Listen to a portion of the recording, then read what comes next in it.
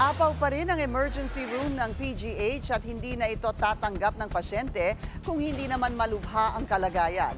Isa sa mga itinuturong dahilan ng overcapacity ang ika-4 na SONA ni PBBM. Ang detalye sa agenda report ni Pierre Pastor.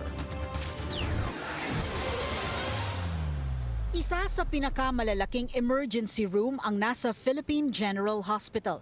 Pero naka-code triage sila ngayon at uunahin muna ang mga kritikal ang kalagayan. Ang kapasidad kasi ng ER ng PGH ay 70 to 75 patients lang dapat. Pero normal na sa kanilang daily operation ang 100 to 150 patients. Laging 200% over capacity dahil sa daming dumudulog para magpagamot. Pero nitong nakaraang linggo, umabot ito ng 400%. Nagkaroon ng surge na umaabot sa 300 patients kada araw. Karamihan sa mga kaso ay pneumonia, leptospirosis, kidney problems, sakit sa puso at trauma. Minsan makakita ka na niresuscitate nasa sahig. No? Parang hindi na yan makatao. Yes, Doc. Napakahirap para sa ating mga pasyente sa loob na emergency room at pati na rin sa mga doktor at nurses kasi masyadong maraming pasyente. Pangalawa, yung oxygen ports namin, not enough. No? Maraming pasyente nangangailangan ng oxygen.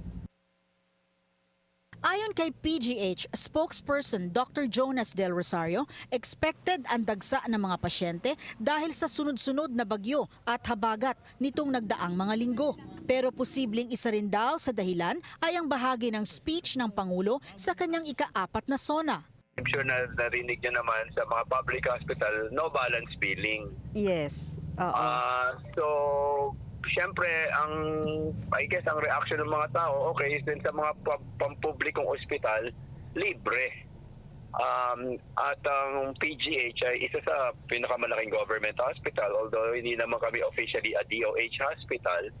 Pero kami ay no balance billing naman kami for all our charity patients. So, I think nakadagdag yon sa dami ng mga pasyenteng nagpunta.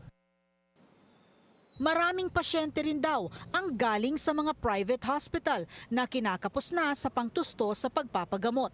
Nagpasalamat si Dr. Del Rosario sa aksyon ng DOH na buksan ang mga ospital nito para saluhin ang spillover patients ng PGH.